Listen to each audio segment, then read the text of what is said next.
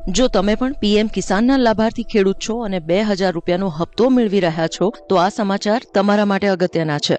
ભારત સરકારે પ્રધાનમંત્રી કિસાન સન્માન નિધિ યોજનાના નિયમોમાં મહત્વપૂર્ણ ફેરફાર કર્યા છે.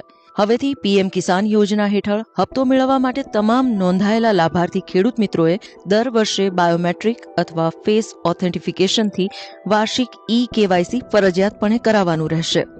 આ યોજના હેઠળ સહાય માત્ર એવા જ લાભાર્થીઓને મળશે જેમણે બાયોમેટ્રિક ઓથેન્ટિફિકેશનથી કેવાયસી પૂરું કરેલું હશે.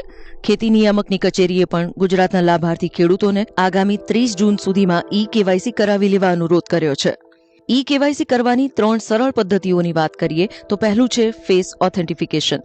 ગ્રામ્ય કક્ષાએ ગ્રામ સેવક અથવા વિલેજ નોડલ ઓફિસરનો સંપર્ક કરી પીએમ કિસાન મોબાઈલ એપ્લિકેશનથી ફેસ ઓથેન્ટિફિકેશન કરાવી શકાશે. બીજું છે બાયોમેટ્રિક ઓથેન્ટિફિકેશન. નજીકના કોમન સર્વિસ સેન્ટર એટલે કે CSC કે પછી ગ્રામ કેન્દ્ર પર જઈને પણ કેવાયસી કરાવી શકાશે. ત્રીજું છે પીએમ કિસાન મોબાઈલ એપ્લિકેશન.